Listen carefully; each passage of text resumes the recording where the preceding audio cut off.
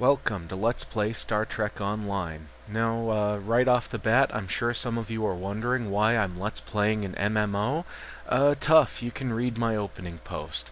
Anyway, I do believe Star Trek Online is canon according to CBS, and since I know there are some Star Trek nerds out there who don't want to shell out $15 a month in order to play it, I figured it might be worthwhile to show it off until either you or I get bored of it. Because this first episode has quite a bit of voice acting, both by Leonard Nimoy and by the new Spock, Zachary Quinto, we're going to go ahead and just let you enjoy it with minimal interruptions from me.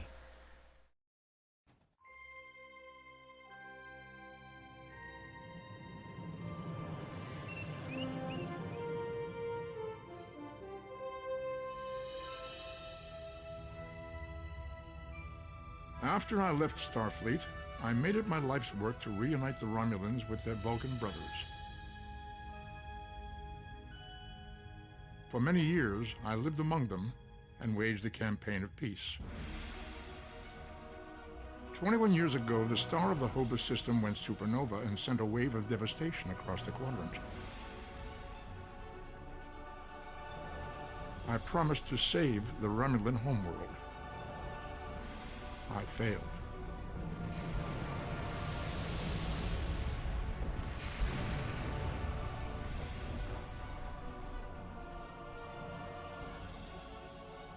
The planets Romulus and Remus were destroyed. Countless billions were killed. To prevent this fate from befalling the entire galaxy, I used red matter to create an artificial black hole. While the threat was averted, my ship passed through the black hole into another reality. My home, my friends, my life, all are memories. Time does not stop for one man, and neither does history. The chaos in Romulan space gave the Klingon Empire an opportunity to expand its territory. Jimpak, the Chancellor of the High Council, traded diplomacy for the tip of a blade. Only in battle, Jimpak says, is a Klingon truly Klingon. The Federation did its utmost to preserve its alliance with the Klingons, but war was inevitable. The Romulans want revenge for their lost world. The Dominion is rebuilding its forces. Now, the Borg have reappeared and attacked the Vega colony. The Alpha Quadrant balances on the edge of ruin. This is the USS Citizen requesting immediate assistance. The Borg! We're being thwarted! Every generation, Starfleet officers hear the call of duty. If the Federation is to be saved from chaos, new officers will need to take up the task of restoring peace. The fate of the galaxy rests in their hands. We've lost most of our crew, and we need help now! Please, if anyone out there can hear me!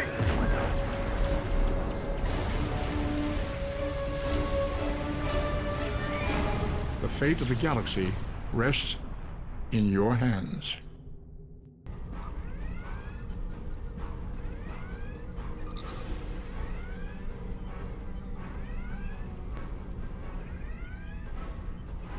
This is the emergency medical hologram aboard the USS Kittimer.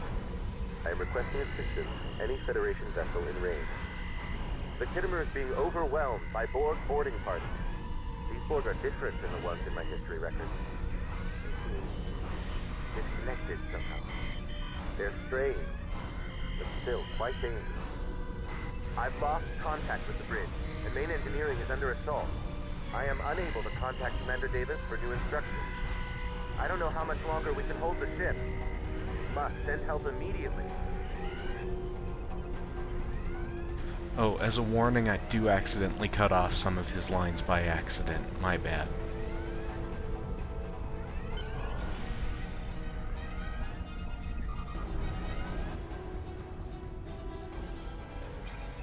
But yep, we beam over to the USS Kittimer to try to save it. And this is a loading screen, it doesn't take long, and I'm going to be cutting all these out from now on.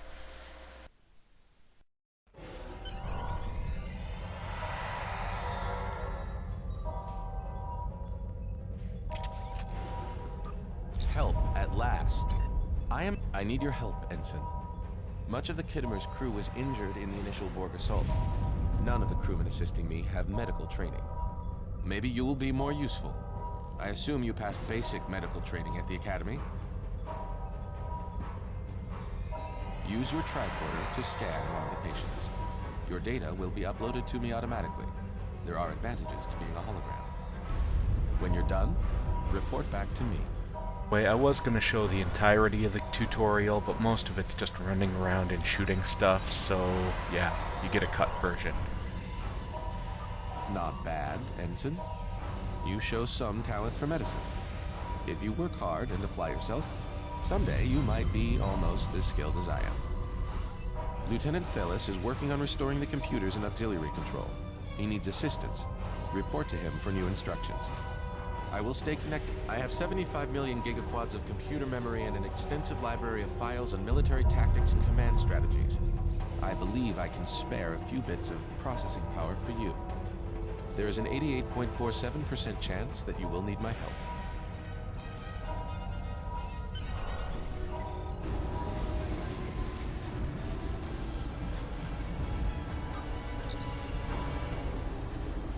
Anyway, here we get to show off some of the in-mission mechanics we might bump into later.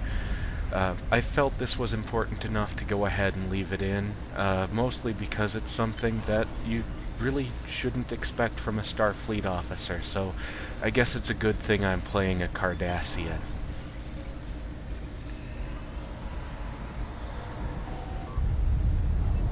And that specific tactic is, of course, beaming your enemies into space, which is, yeah.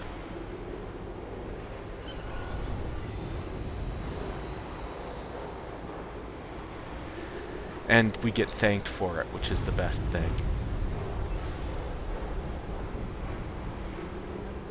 Watch out for the fire.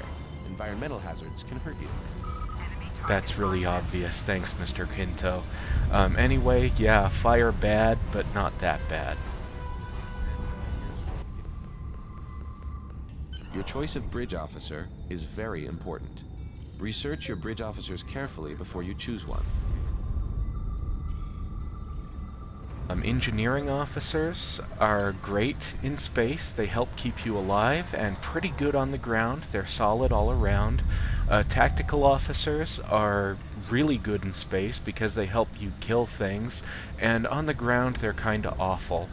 And science officers are just great everywhere. I take the science officer here mostly because he's a Vulcan, and we're gonna need a lot of science officers. Plus, did I mention he's a Vulcan? And I'm gonna let you guys name him, as well as all of my other bridge officers and our starting ship, and any other ships we pick up. But yeah, this is our ship. It's a Shikar class. Engage full impulse to travel faster. Full impulse drains energy from all your systems to boost your speed. Be careful flying into a combat situation. It's basically a modified Miranda. It's one of the cryptic designs. I'm not a big fan of it, but you can adjust energy allocation to your systems by using the power level monitor. Try using the attack preset to increase your damage. I'll be going over the designs later. You can adjust energy allocation to your systems by using the power level monitor. Try using the attack preset. Yeah, I did that already. Thanks. Target's shield has failed.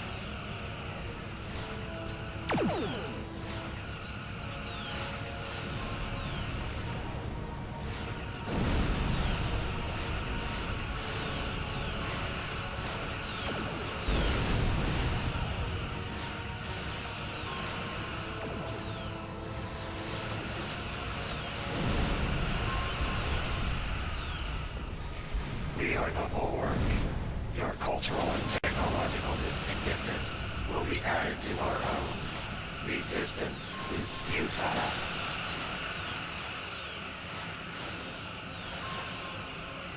This is a pretty straightforward fight. You just pound away at the Borg, and eventually you win. I've cut out a bunch of killing random crap in between here and there, mostly because the tutorial's kinda boring in the long run. And this is the entertaining bit. Also, it's fun to watch Borg cubes explode. They used to be hollow back when the game first came out, so yeah, Cryptic fixed that pretty quickly. Anyway, with the Borg defeated, we head off to Earth, where, as you'll see, Earth Space Dock has gotten a pretty big update.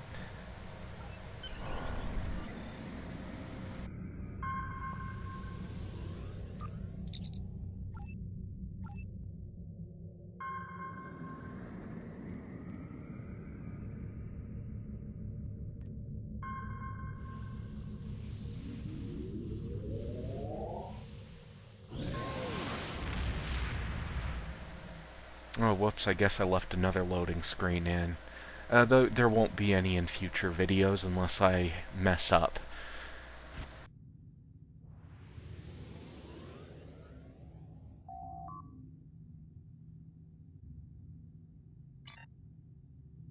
Excellent work. Obviously, the exceptional advice and guidance I gave you during this ordeal was key to your success. When you reflect on this incident, I'm sure you'll look upon me as a mentor, or possibly even a father figure. I will return to my duties now. Remember all that you've learned, and you will be ready for great things. Epitome of smug right there. Thank you, Mr. Quinto. I'm sorry we don't get to see any more of you throughout this. Yeah, but now I'm gonna head into Space Dock and run a few errands off screen, because you guys don't need to see it. So, at this point, I would be saying goodbye, but instead you're gonna get a review of the ship types that we have available to us right now. This is the Shikar class, as seen in our cute little ship editing program. As you can see, I've named it the USS Name Not Found, because you guys haven't named it yet.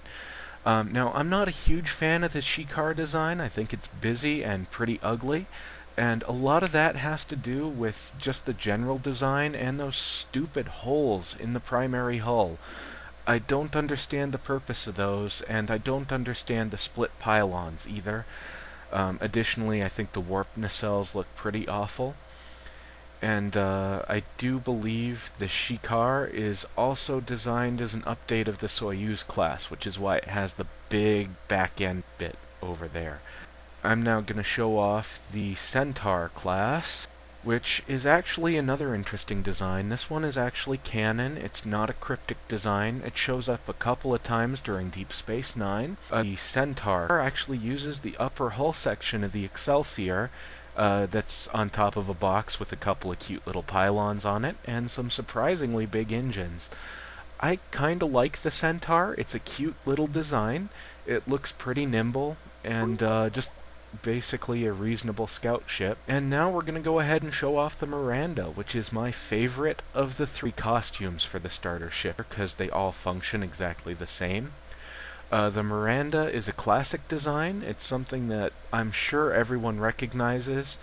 The only downside to it is we cannot get the Saratoga version. We cannot get the version without that top roll bar up there, because the Saratoga version has no torpedoes, and we need torpedoes. Anyway, the Miranda is most famous for its appearance in the Wrath of Khan. Of the three, I will probably wind up going with the Miranda class, just because, as I said, it's the most classic design, and it's my favorite of the three. Most people take it, though, so I might bastardize some ship that uses parts from all three ships, but honestly, I probably won't.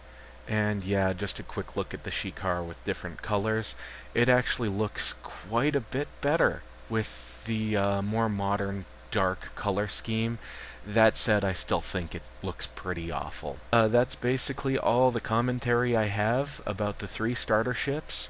They're really all identical, and there's no real difference between them, unless you decide to do something freakish like bastardizing parts from one or the other or both. like throwing the Miranda bits on, or otherwise trying to make a Soyuz out of a Shikar and the Miranda. Like I said, I'm gonna sign off now, so you folks have a good day, and I'll see you in video 2.